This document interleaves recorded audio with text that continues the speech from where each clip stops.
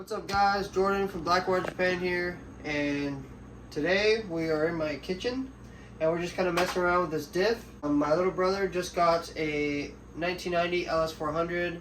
He's been wanting a rear-wheel drive car so he can come out and slide with us, and so the first thing we're going to do is we got a diff from the junkyard, and I already cleaned it up and took it to get welded. You can see here we got it TIG welded. Shout out to our friend Tegan at Strife Manufacturing. He always does a pretty good job. He's welded all my diffs. I've never had one break on me. He TIG welds the corners and the little dowel pin. It looks oily the way it's been sitting.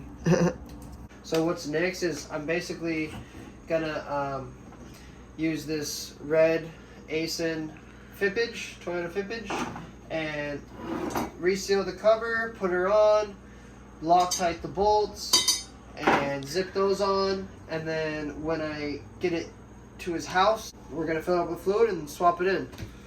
Over here we still have a 427 diff we got just as a spare. This goes in our SC or GS, so I'm just keeping it as a spare. Both cars are running that diff ratio right now. This is our W58 out of an SC300. It is for our GS, so we've been hoarding this for a couple years now.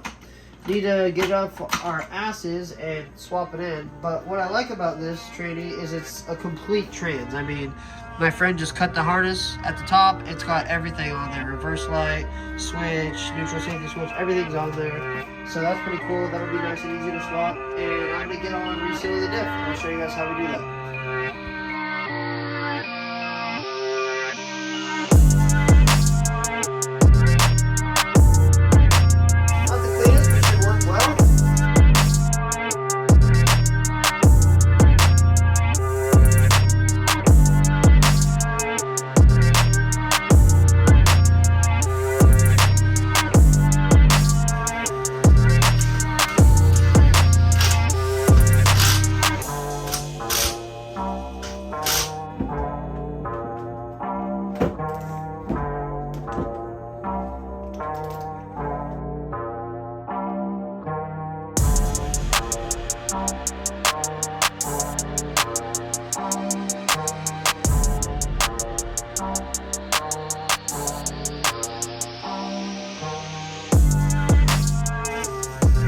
That's really it. That's really all there is to resealing the diff. I like to let them sit overnight, but you can wait, you know, an hour or two, and if you have the right Fippage, you're using the right Fippage, it should be fine.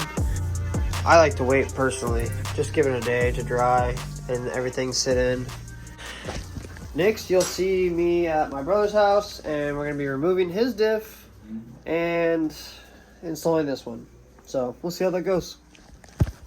What's up guys? It's now Sunday, a couple days later. The diff is completely ready to go. It's filled up with fluid. We are here in Seaside. We got my brother's new to him 1990 LS400. It's actually pretty clean, pretty straight. Needs some interior bits and some other small stuff, but the first thing he wants to do is weld the diff and drift with the boys, right? He's like, yeah. Yeah, so it's already 4 o'clock. We got a late start today. We're gonna try and get as much done as we can.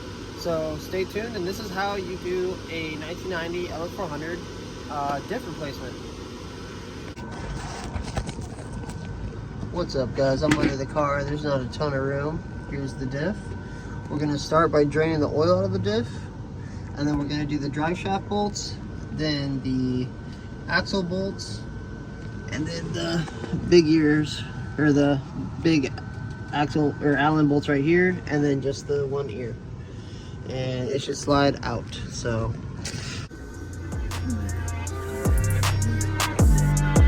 oh, yep. Okay. Bolt number 2. Yeah. Woo! Next is the very favorite axle bolts.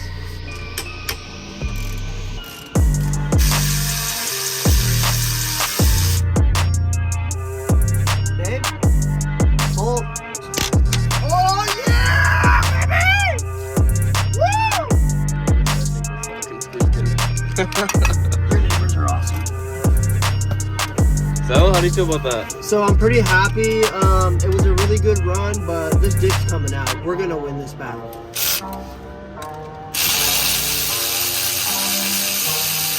Nice try, Mr. Axel. So this is my brother Clayton, and I'm gonna prank him by dropping the diff on his head. It's gonna be hella funny. Watch. It's gonna smash his brains out. Check it out.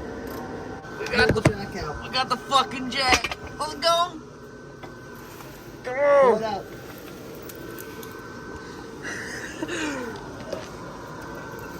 Pull it out. Hell yeah. Holy shit. That bitch was in there. Hell yeah, bro. Good job. Oh. Now we gotta put it in. Mom says we're gonna try this on Christmas Day. It's supposedly some syrup with sparkles in it. Cool. Let's go back out there. Stop. You can't put that on there. What the? Alright guys, so we got the new diff in. We got everything tightened already except for the axle bolts. So I have these axle bolts here, and I'm just going to kind of do them one by one and use some blue thread locker Loctite on them, because with welded diffs they like to back out, and I always recommend you put thread locker on your axle bolts.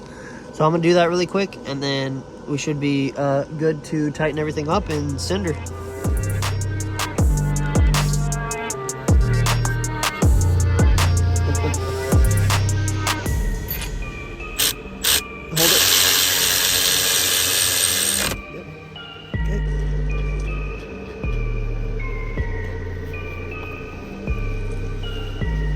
Gum really quick.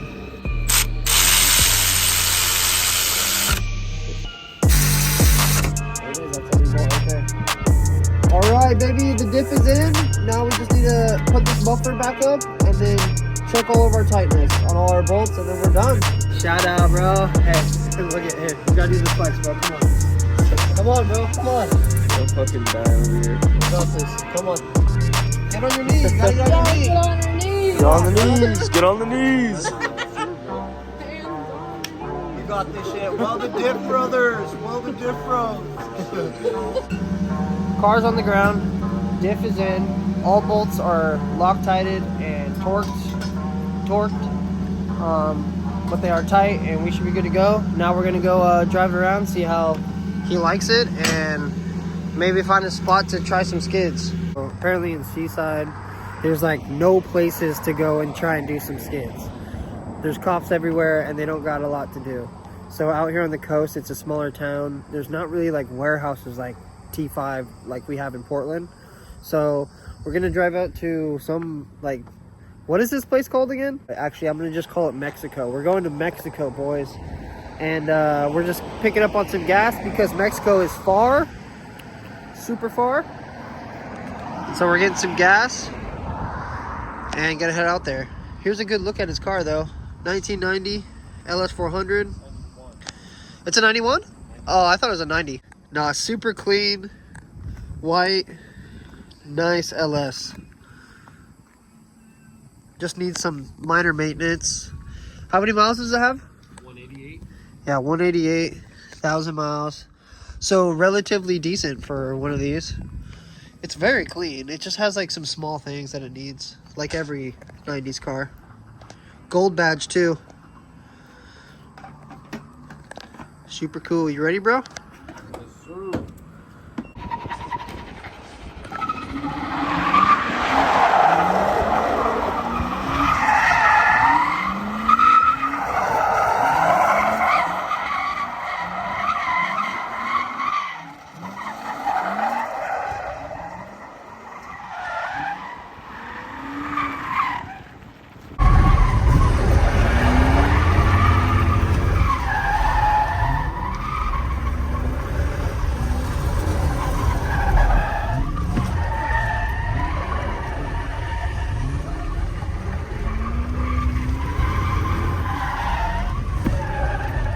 Yeah, she drifts, baby.